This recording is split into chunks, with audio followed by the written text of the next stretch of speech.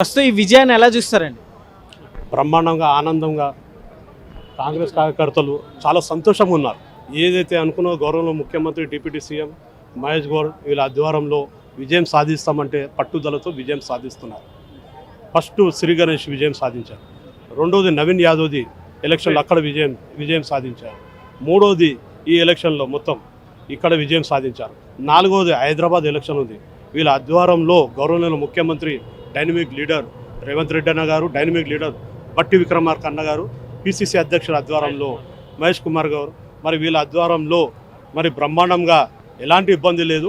ఏదైతే పథకాలు ఉన్నాయో bus free, current free 200 unit, మరి మూసీ నది పక్షాలన అది క్లియరెన్స్ చేయడం జరుగుతుంది.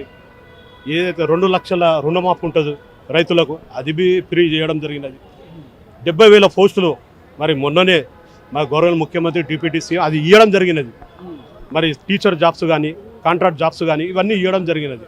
చాలా సంతోషంగా ఉన్నారు. అయితే ప్రజల్లో వ్యతిరేకత వచ్చింది అని కూడా కొన్ని రోజుల క్రితం చూసాం. అలానే కౌశిక్ రెడ్డి గారు కూడా కొన్ని ఛాలెంజెస్ చేయడం జరిగింది. సో వాటిని ఎలా చూస్తారు? ఆయన సొంత నియోజకవర్గంలోనే ఇప్పుడు చేదు అనుభవం ఎదురైంది అనేవాళ్ళు అంటారు. ఇప్పుడు గెలిచేది గెలిపించడము, ఇది రిజల్ట్ చూసి వాళ్ళకు వ్యతిరేకమా ఏంది అనేది అర్థమైపోయింది. వాళ్ళకు ఏంది అనేది అర్థమైపోయింది. 85% గెలిచాం. సాయంత్రం లోపల ఒక 95% కావచ్చు. ఎలాంటి ఇబ్బంది లేదు. చాలా సంతోషంగా ఉన్న ప్రజలు అనుకున్న ఏదైతే పథకాలు ఉన్నాయో అందుతున్నాయి. ఇంకా ఏదైతే పెండింగ్లు ఉన్నాయో ఇంకా 3 సంవత్సరాలు ఉంది, 2.5-3 సంవత్సరాలు ఉంది.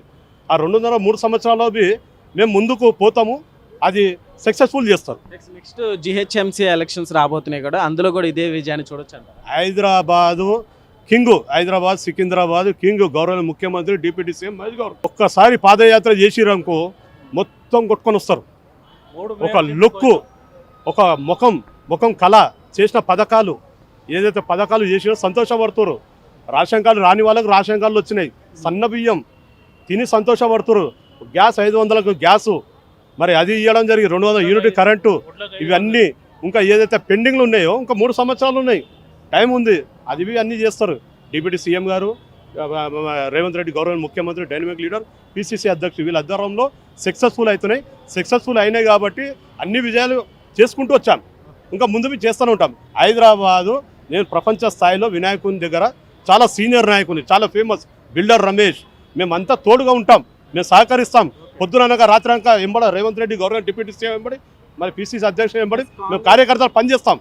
ఇదే విధంగా ప్రజల్లో ఇదే అభిమానం ఇదే విధంగా ఉంటే నెక్స్ట్ రానున్న ఎలక్షన్స్లో ఎలా ఉండొచ్చు అంటారు? మిగతా పార్టీల పరిస్థితి బ్రహ్మాండంగా మేము ఏదైతే మాకు పని చేయమని మాకు ఇస్తారో మేము కార్యకర్తలు కానీ ఉన్నోళ్ళందరికీ కానీ కలుపుకొని పోతాము. ఈ మనం చేసే పని వాళ్ళు సంతోషంగా ఉన్నారు కాబట్టి, సంతోషించారు కాబట్టి గెలుపు అనేది చూపిస్తారు. ఎంతో సంతోషపడుతుంది. ఇంకా ముందు కౌన్సిల్ ఎలక్షన్లు అన్నీ కొట్టుకొని వస్తాం. నో డౌట్ ఓల్సీడీబీ దాని బద్దలు బగారిస్తాము, బద్దలు కొడతాము, అది కొట్టుకొని వస్తాం. మేము మ్యాక్సిమం 80% 90% కొట్టుకొని వస్తాం. గౌరవ ముఖ్యమంత్రి పాదయాత్ర చేస్తాడు, మా గౌరవ డిప్యూటీ సీఎం గౌరవ మహేష్ గౌర్ వీళ్ళందరూ పాదయాత్ర చేసిన తర్వాత సక్సెస్ఫుల్ అవుతుంది. మాకు నమ్మకం ఉన్నది. అది అయితే మాకు ఫుల్ 100% నమ్మకం ఉంది. మీనాక్షి నటరాజన్ ఘన విజయం ఇది. ఆమె వచ్చినాకనే ఒకటి కంటోన్మెంట్ విజయం అయింది, జూబ్లీహిల్స్ విజయం అయింది, ఇప్పుడు ఈ మున్సిపల్ అయింది, 6 కార్పొరేషన్ కైవసం చేసుకున్నాం. మా తల్లికి ప్రత్యేక ధన్యవాదాలు, కృతజ్ఞతలు మీనాక్షి నటరాజన్ గారికి. హలో సార్, ఈ విజయాన్ని ఎలా చూస్తారు? నెక్స్ట్ రానున్న జిహెచ్ఎంసీ ఎలక్షన్స్లో కూడా ఎలా ఉండబోతుంది? నెక్స్ట్ రానున్న జిహెచ్ఎంసీ ఎలక్షన్లో వచ్చే ఈ మూడు మన మేయర్ సీట్లు మేము జితాంస్తాం. ఆ నమ్మకం ఉంది. మా కర్తవ్యం అది. ఎందుకంటే నేను బుడగజంగం ప్రెసిడెంటు, కడమంచి ముత్తయ్య, ఆరో SC cell vice chairman Gandhi Bhavan. ఆ విధంగా ఏంటంటే మా చర్య కూడా బుడగజంగం అని చెప్పన్నప్పుడు మొన్న పెద్ద మంగళవారం పోయినాం, ఏది మొయినాబాద్. అక్కడ మా కులపొల్ల ఓట్లు ఉన్నాయంటే 300 ఓట్లు ఉన్నాయంటే పోయి అక్కడ ప్రచారం చేసి అక్కడ వాళ్ళందరికీ నచ్చజెప్పి ఎవరు రామకృష్ణ గౌడ్కు అప్పచెప్పి వాళ్ళని కలిపి వచ్చినాం. రెండోది శంకర్పల్లిలో మావి 100 ఓట్లు ఉన్నాయి. అక్కడ కూడా పోయి మేము మా బుడగజంగాలకు వాయిస్ రికార్డ్ పెట్టి వాళ్ళని కూడా అప్పచెప్పి ఆయన అశోక్ అని చెప్పని అర్జెన్స్ మా మిత్రుడు ఎస్సీ అతన్ని కూడా అప్పచెప్పి ప్రచారం చేసి వచ్చినాం. నెక్స్ట్ మా కులపోనికి ఇచ్చిండ్రు ఎవరు నరసమ్మ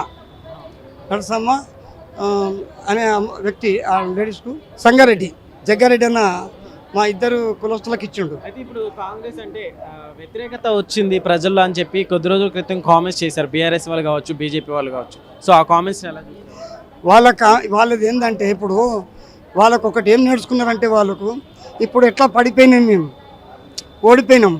ఓడిపోయినప్పుడు ఏదో మొత్తుకోవాలి కదా లాభా ఏమని మొత్తుకోవాలంటే అరే వాళ్ళు చితాంచిర్రు పని చేస్తలేరు కాంగ్రెస్ చితాంచి పని చేస్తలేరు అని మొత్తుకోవడమే.